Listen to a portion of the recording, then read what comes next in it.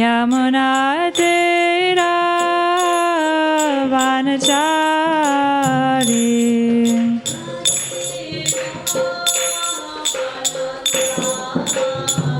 Yamuna Tira Vanachari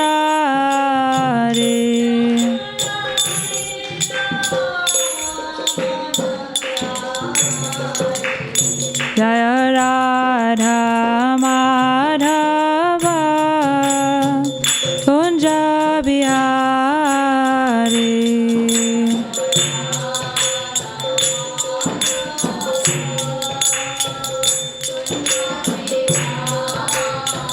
Jaya Radha Madhava Kunja Bihari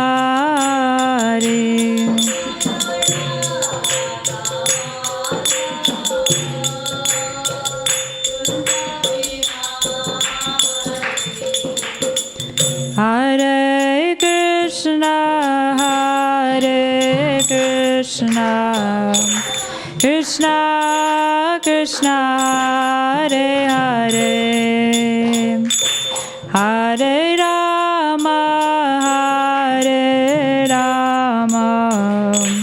Rama Rama, Hare Hare.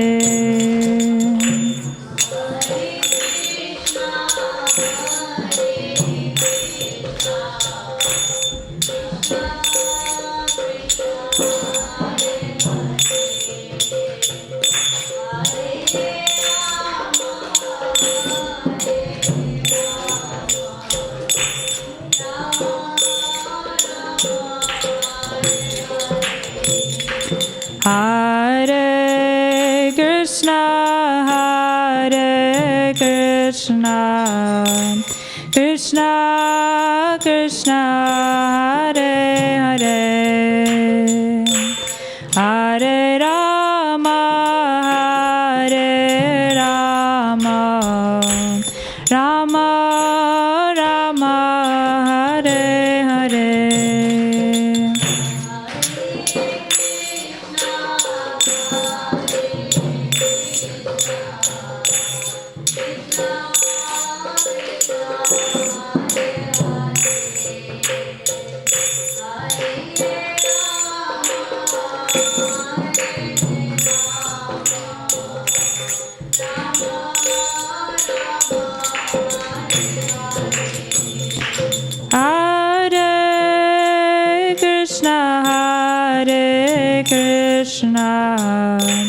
Krishna Krishna, Hare Hare, Hare Rama, Rama Rama, Hare Hare.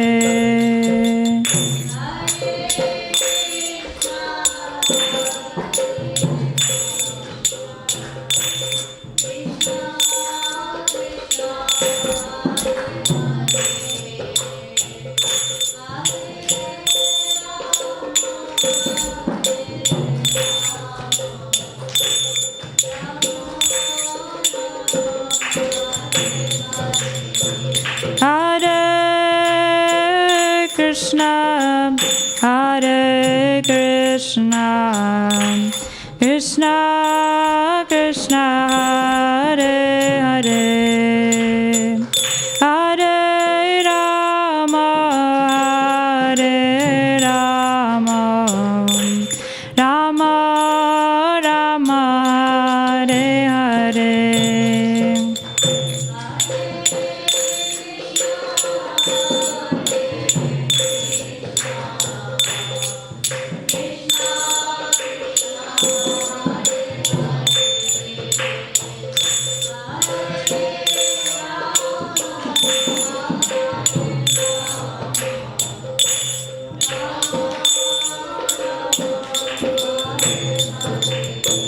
Hare Krishna,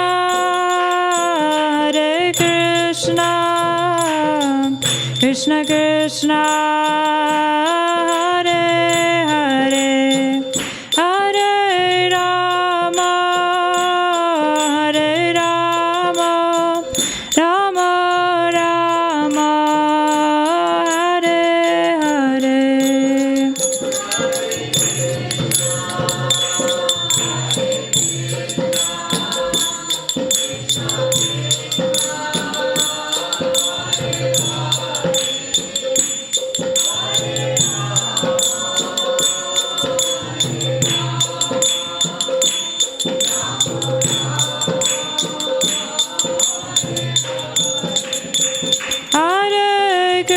Krishna, Hare Krishna, Krishna Krishna, Hare Hare, Hare Rama, Hare Rama, Rama Rama, Hare Hare.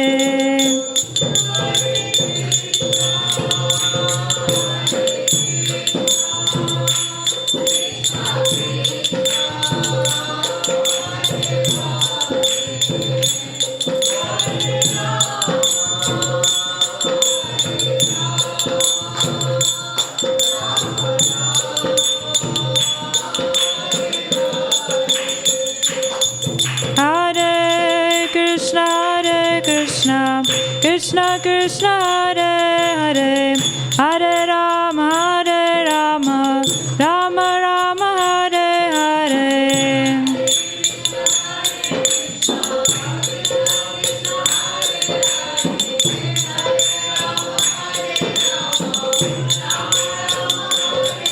Hare Krishna, Krishna Krishna, Hare Hare, Hare Rama, Rama Rama, Hare Hare.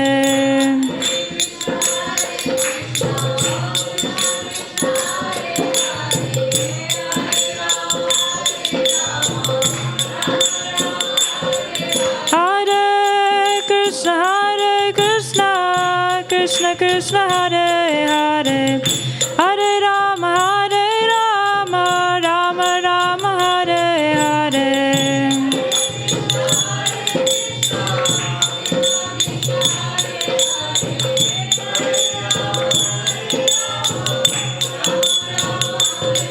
Hare Krishna, Krishna Krishna, Hare Hare, Hare Rama, Rama Rama, Hare Hare.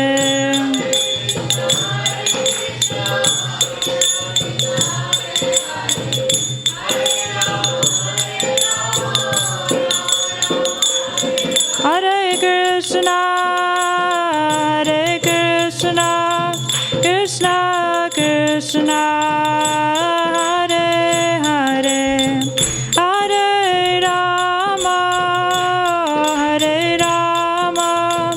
Rama Rama, Hare Hare.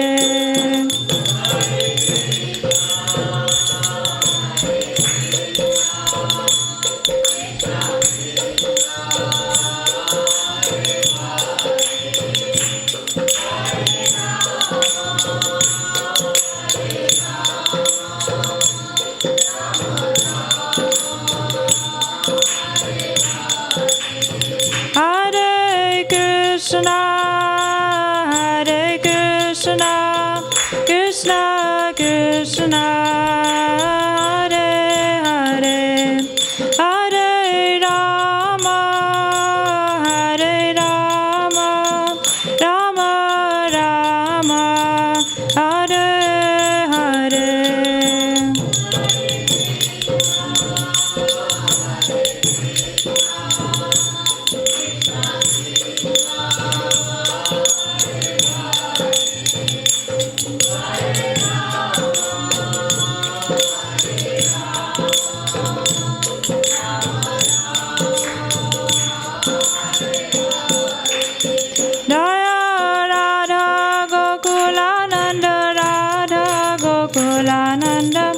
Radha Gokulananda Shri Radhe.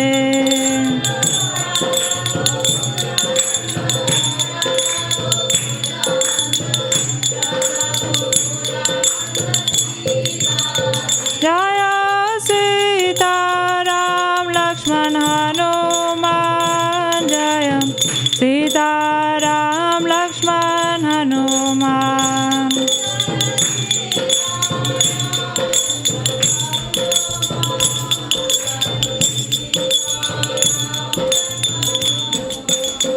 Jaya Gauranita, Jaya Gauranita, Jaya Gauranita,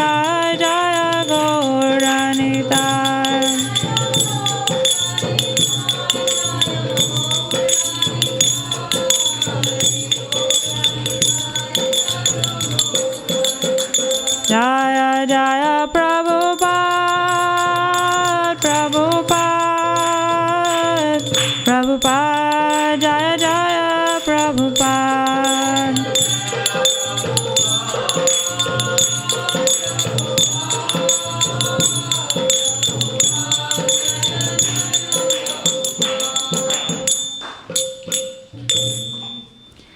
Nitai Gaur Premanandi. Shri Bhagavad Gita ki. So today we're reading from chapter 17, called The Divisions of Faith. So first we'll chant Om Namo Bhagavate Vasudevaya. Om Namo Bhagavate Vasudevaya. Om Namo Bhagavate Vasudevaya.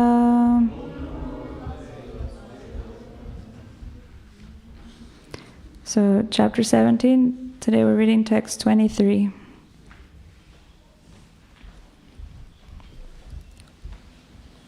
So we're going to get the verse up on the board, and then I'll say it line by line, and you can say after me.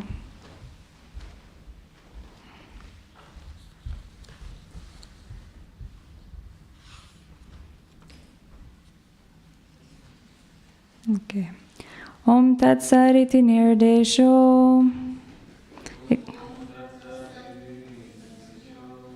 Brahmanastri Vidasmrita Brahmanastena Vedascha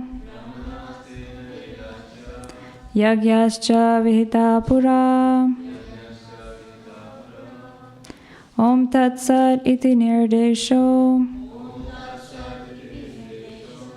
Brahmanastri Vidasmrita Brahmanastena Vedascha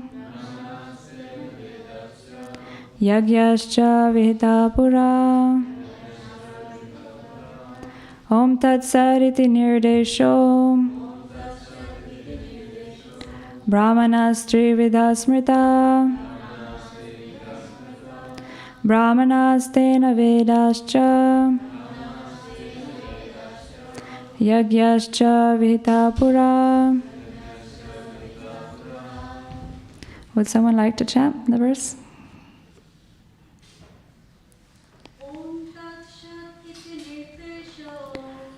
Om Tat Sat Iti Nirdesho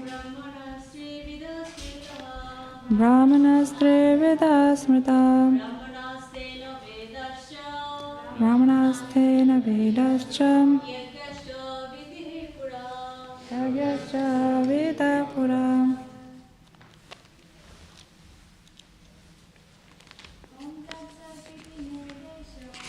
Om Tat Sat Iti Nirdesho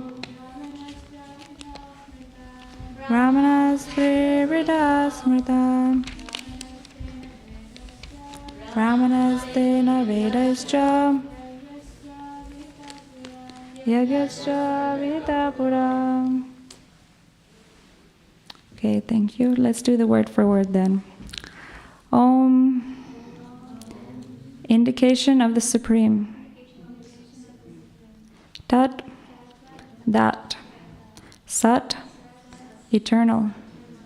Iti, thus. Nirdesha, indication. Brahmana, of the Supreme. Trivriddha, threefold. Smritaha, is considered. Brahmana, the Brahmanas. Tena, with that. Veda, the Vedic literature. Cha, also. Yagya, sacrifice. Cha, also. Vihita, use. Pura, formerly. Translation and purport by His Divine Grace, Srila A.C. Bhaktivedanta Swami, Srila Prabhupada Ki. From the beginning of creation, the three words Om Tat Sat were used to indicate the Supreme Absolute Truth. These three symbolic representations were used by Brahmanas while chanting the hymns of the Vedas and during sacrifices for the satisfaction of the Supreme. Purport. It has been explained that penance, sacrifice, charity, and foods are divided into three categories: the modes of goodness, passion, and ignorance. But whether first class, second class, or third class, they are all conditioned, contaminated by the material modes of nature. When they are aimed at the Supreme, Om Tat Sat, the Supreme Personality of Godhead, the Eternal, they become means for spiritual elevation. In the scriptural injunctions, such an objective is indicated. These three words, Om Tat Sat, particularly indicate the absolute truth, the Supreme Personality of Godhead. In the Vedic hymns, the word Om is always found. One who acts without following the regulations of the scriptures will not attain the absolute truth. He will get some temporary result, but not the ultimate end of life. The conclusion is that the performance of charity, sacrifice, and penance must be done in the mode of goodness. Performed in the mode of passion or ignorance, they are certainly inferior in quality. The three words Om Tat Sat are uttered in conjunction with the holy name of the Supreme Lord. For example, Om Tat Vishnu. Whenever a Vedic hymn or the holy name of the Supreme Lord is uttered, Om is added. This is the indication of Vedic literature. These three words are taken from Vedic hymns. Om Ityetad Brahmano Nedeshtam Nama, that's from the Rig Veda, indicates the first goal. Then Tat Tvam Asi, from the Chandogya Upanishad 687, indicates the second goal, and Sad Eva Somya, from the Chandogya Upanishad 621, indicates the third goal. Combined, they become Om Tat Sat. Formerly, when Brahma, the first created living entity, performed sacrifices, he indicated by these three words the Supreme Personality of Godhead. Therefore, the same principle has always been followed by disciplic succession. So this hymn has great significance.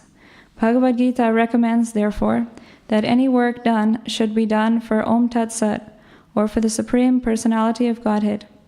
When one performs penance, charity, and sacrifice with these three words, he is acting in Krishna consciousness.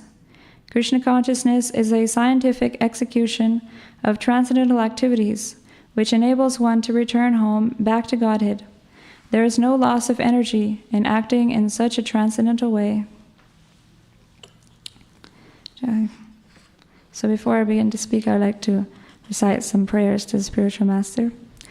Om Jnana Timirandasya Jnananjana Shalakaya Chakshurum Mritam Yena Tasmai Shri Gurave Namaha Shri Chaitanya Manobishtam Sthapitam Yena Bhutale Swayam Rupa Kadamayam Dadati Swapadantikam Vandeham Shri Guru Shri Yuta Padakamalam Shri Gurun Vaishnavamscha Shri Rupam Sagrajatam Sahagana Raghunathan Vitam Tam Sajivam Sadvaitam Savadutam Parijana Sahitam Krishna Chaitanya Devam Shri Radha Krishna Padan Sahagana Lalita Shri Vishakhan Vitamscha Nama Om Vishnupadaya Krishna Prishtaya Bhutale Shrimate Bhakti Vedanta Swaminiti Namine Namaste Saraswati Deve Gauravani Pracharine Nirvishesha Shunyavadi Paschatya Deshatarine Jaya Shri Krishna Chaitanya Prabhu Nityananda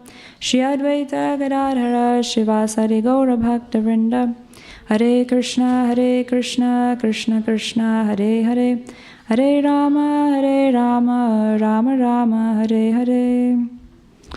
Before I begin to speak, I'd like to request the blessings of all the assembled devotees. Please pray that I can say something beneficial to all of you and pleasing to the Lord. Hare Krishna. Thank you. So in this verse, I'll just read the translation once again. From the beginning of creation, the three words Om Tat Sat were used to indicate the supreme absolute truth. These three symbolic representations were used by Brahmanas while chanting the hymns of the Vedas and during sacrifices for the satisfaction of the Supreme. So the translation begins by saying, from the beginning of creation. So I thought I'd first talk a little bit about what does that mean, from the beginning of creation. So the creation, it happened how long ago? Does anybody have any idea? Happened many years ago when Lord Brahma, the original living being, he was born from Garbhodakshai Vishnu. He appeared actually from his navel. And the beauty of our scriptures is that we have so much detailed information, not only about spiritual knowledge, but even about the creation, about all the questions that people will have, like how this world is created, how long it will last for, why I'm here, what's the purpose of this creation, what's the purpose of my life. So all these answers are given very nicely in the scriptures. So also the creation of the world has been explained. In the Bhagavad Gita it says that Sastra Yuga Paryantam Aharyat Brahmano Vidu Ratrim Yuge Sahasrantam Teho Ratram Vidojana. That 1,000 ages taken together constitute one day of Lord Brahma, and the same duration constitute his night. So that 1,000 ages. So one age is 4,320,000 years. This is also described in the Bhagavatam. And so 1,000 of those make up one day of Brahma. And Brahma lives 100 years. So that's from that you can calculate the duration of the universe. The universe, it lasts for as long as Brahma lives.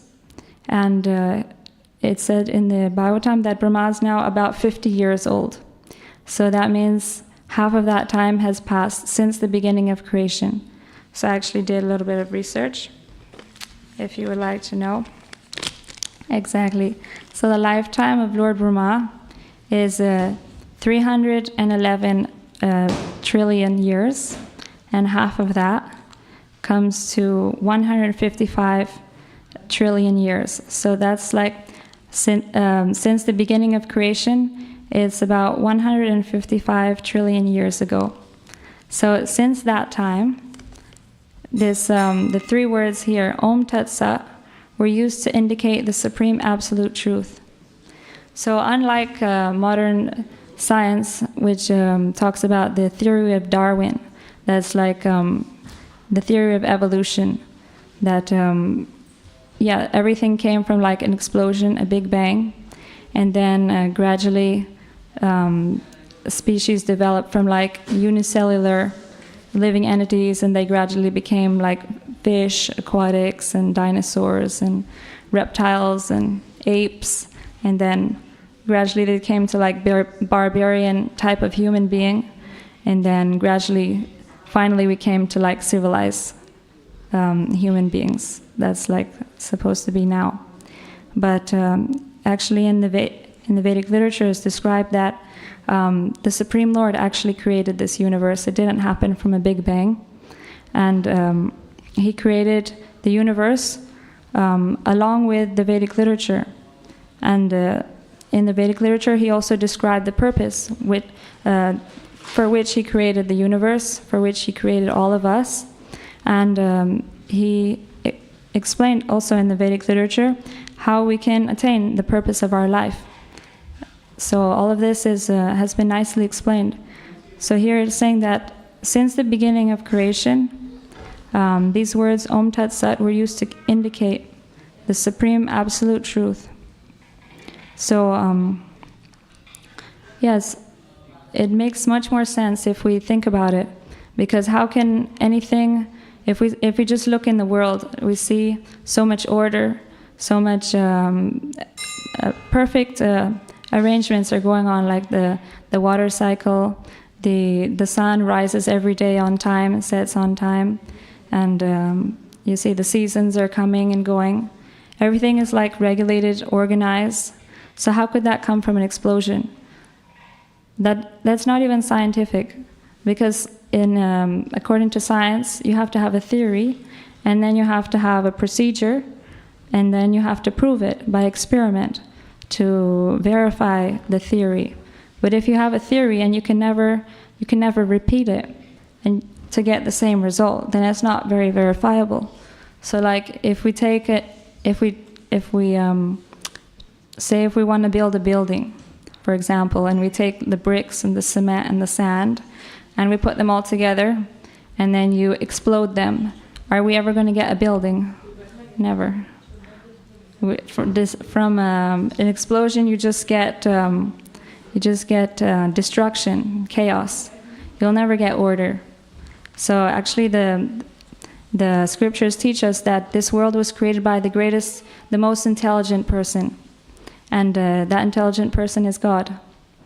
And so He created this world, and along with that, He also created the manual with which we can understand how to live in this world and make the best use out of it, make the best use out of our human form of life. So it's important also that we study the literature, especially the Bhagavad Gita. Bhagavad Gita is Krishna speaking personally, about himself, about how we can attain Him. So this is will be very beneficial for us if we understand this knowledge. Then we can make the best use out of our life. So it is said here that these three symbolic representations were used by the Brahmanas while chanting the hymns of the Vedas and during sacrifices for the satisfaction of the Supreme. So since the beginning of the creation, people have been performing sacrifices for the satisfaction of the Supreme. So it's explained that, we should be grateful to the Lord for giving us everything, for giving us the sun, the water, air, the food, our body, and everything we get is given by God.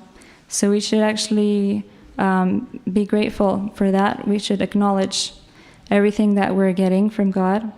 And the scriptures tell us that we should also, to show our gratitude, we should offer these things back to Krishna.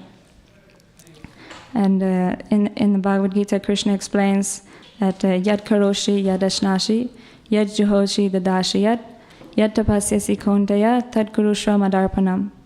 That whatever you do, whatever you eat, whatever you offer or give away, do that, O son of Kunti, as an offering unto me.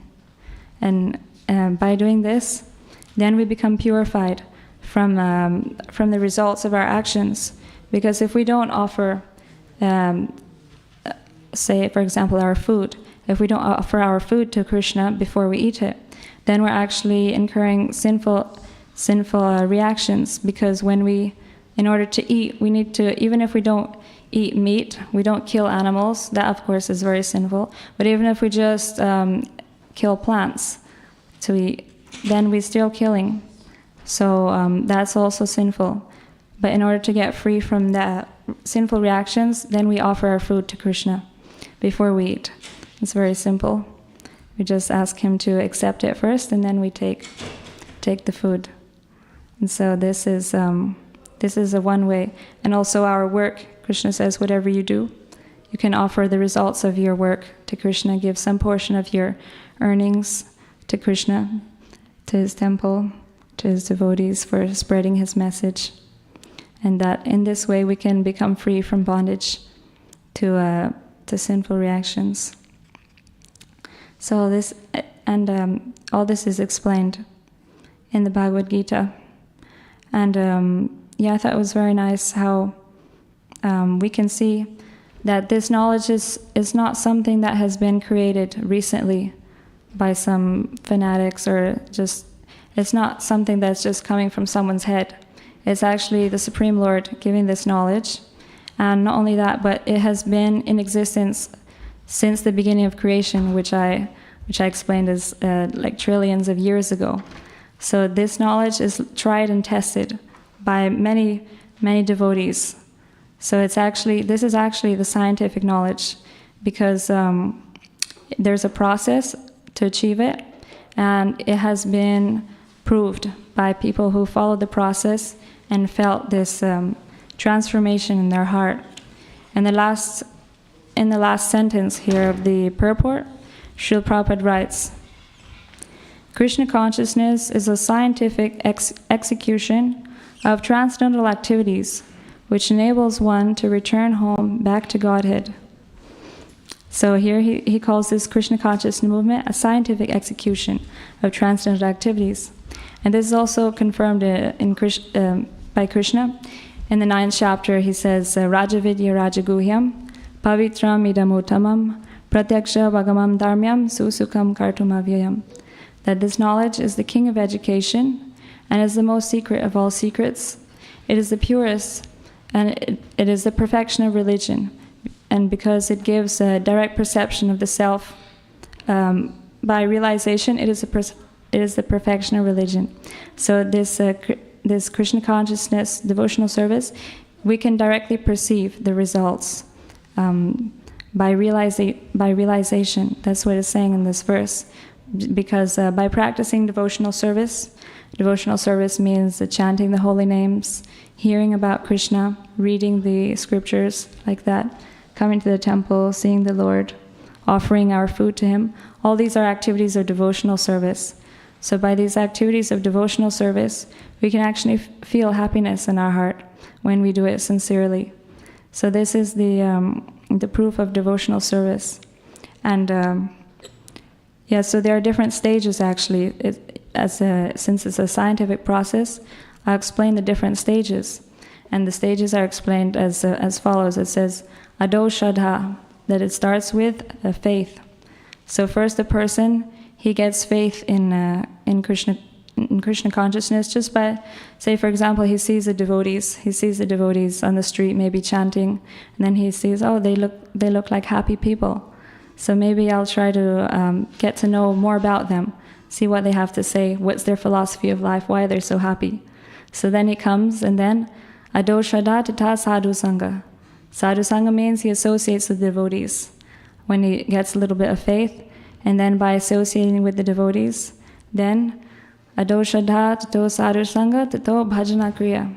And the association of devotees, the devotees, they get him to do some devotional service, to chant, encourage him to chant Hare Krishna, to read the books, and to offer some service to Krishna. So then the process is, Ado Shraddha, Tato Sadhu Sangha, Tato Bhajana Kriya, and then what happens? Anartha Nivritti. Anartha Nivritti means all those things that are troublesome in your heart, they go away. And this is described in the Srimad Bhagavatam very nicely. Nashta prayashu bhadreshu nityam bhagavata sevaya bhagavati utamos loke bhaktir bhavati naishtaki. Jai Shri Radha Gokulananda ki jai. That by rendering service to the Srimad Bhagavatam and rendering service to the devotees, there's two types of Bhagavatams actually. There's the devotee, the book Bhagavatam, the book that's called Bhagavatam, and then there's the devotees. They're also called Bhagavatam because they live their life in accordance to the teachings of Bhagavatam. So they're like practicing the Bhagavatam. So we call them living Bhagavatams. So by serving the devotees and by hearing the Srimad Bhagavatam, by following devotional service, so it's described in this verse, Nashta prayashu bhadreshu nityam bhagavata sevaya. That everything that is disturbing in our heart, that's removed. And what is that? That's explained in the next verse, that Sadarajas bhava kama lobha dayasche. That this is kama lobha. Kama means lust, and lob means greed. Adi means etc.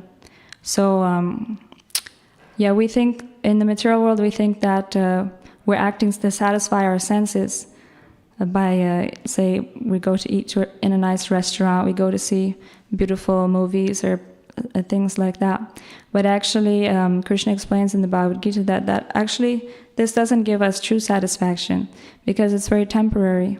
And we are actually the soul, and we're eternal. So we're looking for eternal happiness. So, by getting distracted by temporary happiness, we're actually not engaging in the activities that can give us eternal happiness. So that's why Krishna says that this is actually lust. And lust is like our enemy, because it's stopping us from attaining eternal happiness, the happiness that they're really anxious for, that will really satisfy us. So these things are actually disturbing to us, because in order to satisfy our senses, we're working hard to earn money, to be able to eat at a nice restaurant, to go to the movies, and to buy the best clothes and hang out with all the quote-unquote cool people. But actually we're just wasting our time, because we're not endeavoring for that real happiness. That's eternal happiness. Eternal happiness means spiritual happiness, happiness that is felt by the soul, not just by our senses, because this body is actually, we're not this body. This body is just a covering for the soul. And if we just try to satisfy the body without actually trying to satisfy the soul, we can never really be happy. So all these things are just like so much trouble for us, actually. So all of these things, when we practice devotional service, they'll go away. Because when we practice devotional service, we'll begin to taste that real happiness of the soul, and then automatically all these other desires, they'll go away, because we'll understand that they're actually inferior, they're not important, and so we won't be troubled by them. Krishna explains this nicely in the Bhagavad Gita. He says, Apuryamanam achala pratishtam samudramāpaha pravishanti yadvat tadvat kamayam pravishanti sarve sashantim apnoti nakamakami. That one who is not disturbed by the incessant flow of desires, which enter constantly, like rivers constantly entering into the ocean, which is always being filled by rivers, but it never becomes disturbed, it never overflows. So that person alone can attain peace, and not the man who tries to satisfy all his desires. And so we should be deep like the ocean, and go deep in introspect and think, what will really satisfy me? Is it just satisfying my senses, or is it the real happiness which I can get from serving God by reviving my connection with God and performing devotional service? So if we actually go deep and realize that our true happiness is in relationship with God on the spiritual level, on the level of the soul, then we won't be disturbed by all these different desires that come and go. So then going back to the process, as described, ado shraddha, tato sadhu sangha, tato bhajana kriya, tato anartha nivritti. So after anartha nivritti, when we no longer are disturbed by all these different material desires, then after anartha nivritti comes nishtha. Then we become fixed in our devotional service, because we realize that this is actually the highest thing. We get the higher taste for devotional service. Krishna explains in the Bhagavad Gita, Visha vinivartante nirahara sidehina raso varjam rasopyascha param drishtva nivartate.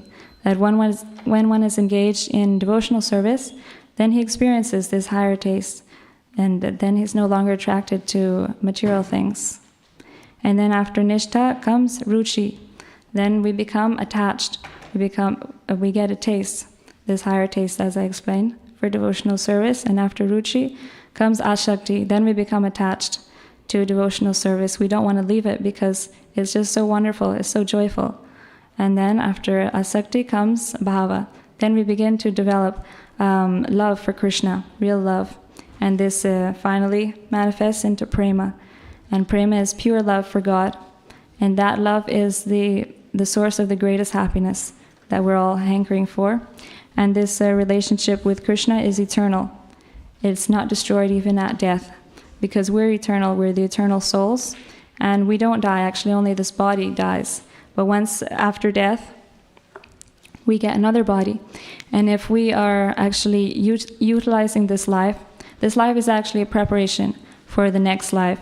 According to how we act in this life, then we'll get a different body. So we can actually get different kinds of bodies after death, depending on our attitude and how we act in this body, our desires. So you could get even an animal body. But so we actually we should take guidance from the scriptures, and then we can prepare ourselves for our next life as well, what kind of body we would like to get.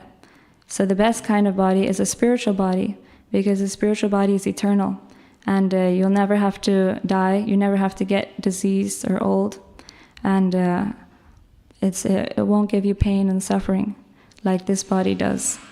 So if we follow this process of devotional service, then we can establish our relationship with Krishna, and then after death, that will not be lost. Instead, we'll get a spiritual body which is eternal, and then we can enjoy eternal loving relationship with Krishna.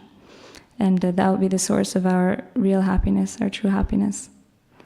So this is the process of devotional service that's described here.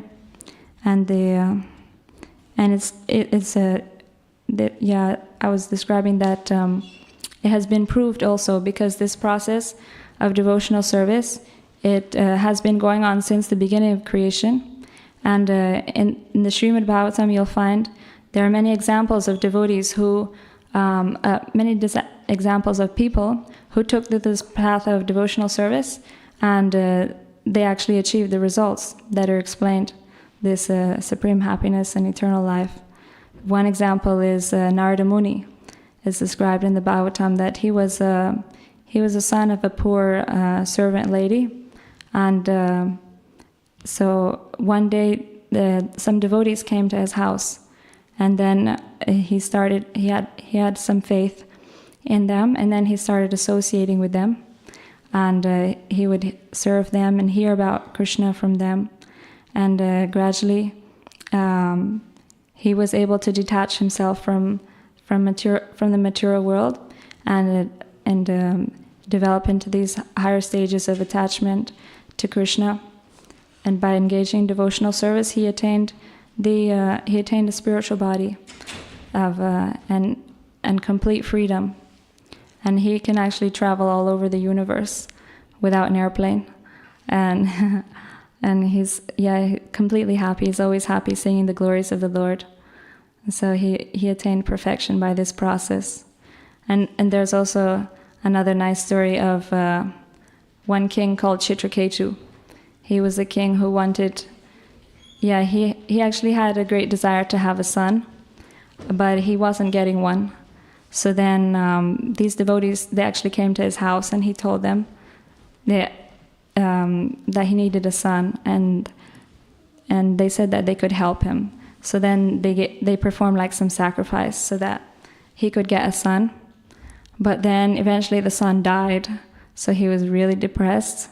And so the devotees came again, and this time the devotees, they gave him some spiritual knowledge to pacify his heart, and they explained to him that, look, actually, the most important thing is to practice spiritual life. So they instructed him about devotional service to Krishna, and then he actually performed that. He accepted their instructions, and he also attained the perfection of devotional service, pure devotional service to Krishna. So in this way we can see that there are many examples of devotees who took to this process and attained perfection. So then we can also have faith in that it's worth giving a try. So we can also try to practice devotional service as it is explained here very nicely in the Bhagavad Gita. And we can take help from the devotees. Devotee association is very important for practicing spiritual life. And then we can attain the perfection of this human form of life, which is actually very rare. If you see how many different kinds of species there are, you see there's so many insects, so many types of plants, so many different types of animals. But the human species, there is fewer of them. And the special quality of the human being is that he has enough intelligence to actually inquire about God. None of the other species have enough intelligence to inquire about spiritual life. So once we get this human form, we should utilize that intelligence to inquire about God and start our spiritual life. Because if we just spend it like the animals, just eating, sleeping, and mating, defending, then in our next life, we won't get this chance again. We'll end up getting an animal form, because actually the animals, they they don't. They're actually more suited for just eating, sleeping, mating, and defending. Just like you see the birds, they don't need to work hard to eat. They just go to the tree, they eat some berries and fruits, and they don't have much difficulty for defending. They just fly away. They have their beaks and claws. And mating, there's plenty of male and female birds. So if we just want to do that, then that's like animal life. But once we have the human form of life, then we should utilize this opportunity, because in the human form of life only do we get the opportunity to actually solve the problems of life and to get free from the cycle of birth and death. Because while we're in this material world, we'll always have to take birth, get old, get disease, and die. And so one who's intelligent should think that, why do I have to die? Because I don't want to die. And then we can, once we inquire, then we can realize that, actually I'm the soul, I'm eternal. So actually I shouldn't have to die, because I'm eternal. So then why do I have this body that is always dying? So then we should try to get an eternal body, and that's actually possible if we follow this process. So we should utilize this opportunity to, in this human form of life, to make progress on our in devotional service, and then we can attain a spiritual body where we can enjoy eternal life in the spiritual world. And in the last sentence of this purport, Srila Prabhupada says that there is no loss of energy in acting in such a transcendental way. Because devotional service, it's actually, the results are eternal. Krishna explains in the Bhagavad Gita, Neha Vikramana Pratyavayo Navidyate Swabhamapyasya Dharmasya Trayate Mahato Bhayat. That the beauty of devotional service is that even if you just start it, say if you just chant Hare Krishna for a few days, that benefit will never be lost. That's actually your greatest investment, because in this life we work hard to save up money and put it in our bank account, but at the time of death, all that is, we can't take any of it with us. It's just left behind, and we have to start again from zero. But in spiritual life, it's not like that. Whatever you do in spiritual life, that means whatever you do for the service of God, for Krishna, that's eternal. It'll never be lost. And so that's actually the greatest investment. And in the next life, when we start off our spiritual, the first good thing is that if we start our spiritual life in this life, then Krishna will see that, you're interested in spiritual life. So then he'll give us again a body, a human form with enough intelligence to continue our spiritual life. So we don't need to worry about being born as an animal or some lower species. So that's the first thing. And then the next thing is that we'll start off from where we left off in our spiritual life. So whatever advancement we made in this life, in the next life, we'll start off from there. So that's the beauty of devotional service. So Prabhupada says there is no loss of energy in acting in such a transcendental way. Whatever we do in this life is never lost. And indeed, Krishna is so kind. He says in the Bhagavad Gita that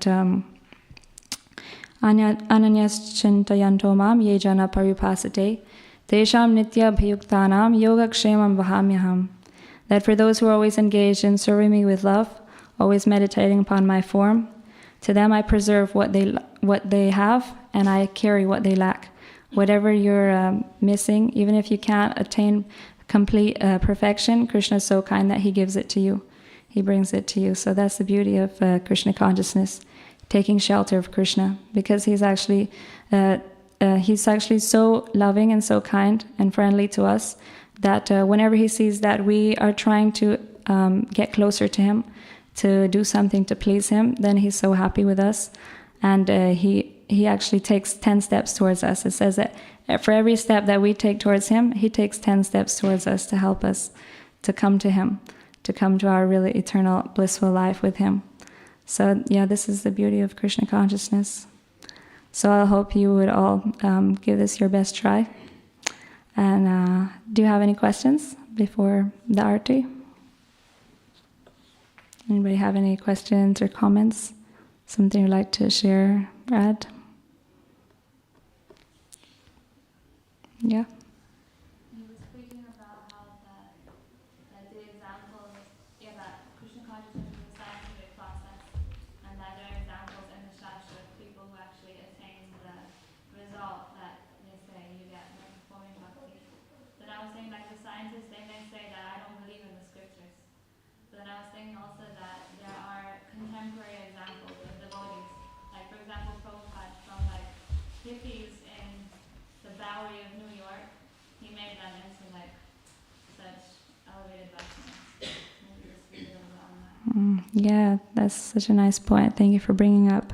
Yeah, that there are contemporary examples of how the process of devotional service has been effective in changing the hearts of people who were before they were just addicted to material sense gratification, trying to enjoy their senses. But then through this, through transcendental knowledge, they were able to realize that actually there's something higher than that. There's a deeper meaning in life. And then by practicing devotional service, they were able to give up all their bad habits, such as drinking, smoking, etc. And they were able to become fully satisfied just by engaging in devotional service to Krishna, by chanting Hare Krishna, by serving Krishna in different ways, and preaching about him. And you can actually see the difference in their character, even in their appearance. Their faces, they become brighter, and they become more happy. So, yeah. Basically, a bit common question. So, it seems that you know many verses. So, the devotees who know verses have different techniques of memorizing verses. So, if you mind sharing something. Yeah, the verses. How I do it is in the morning. Just while I'm getting dressed, I just keep the book open, and I just look at the verse. I just read it again and again until I know it. So it doesn't take any extra time. I don't take any extra time out of my day. Just like in the morning, just while I'm getting ready, I just keep the book and I read the verse, and then I repeat it in my mind until I can say. I do it again and again every day until I know it, and then I move to the next verse. And then every day also, usually in the morning while I'm taking my shower or whatever, I remember every day all the verses from one chapter of the Bhagavad Gita. I just recite them. So I try to do like one chapter a day. I recite all the verses from one chapter, and next day from next chapter, because then they stick in the mind. Because if you only learn them once and you never repeat them, then you forget them. So that's what I do.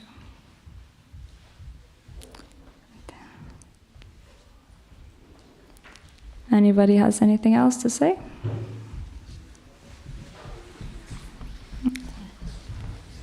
We're going to have the Arti in 5 minutes. So maybe we can do a little kirtan until the curtains open. Hare Krishna, Hare Krishna, Krishna Krishna, Hare Hare, Hare Rama, Hare Rama, Rama Rama, Hare Hare.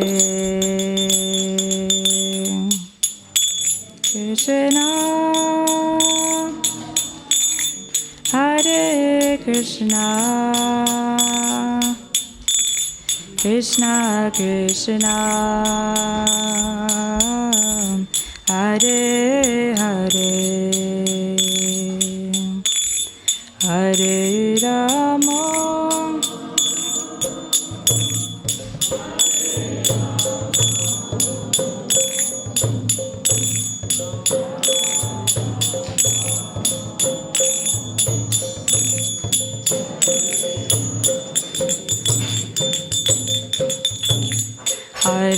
Krishna,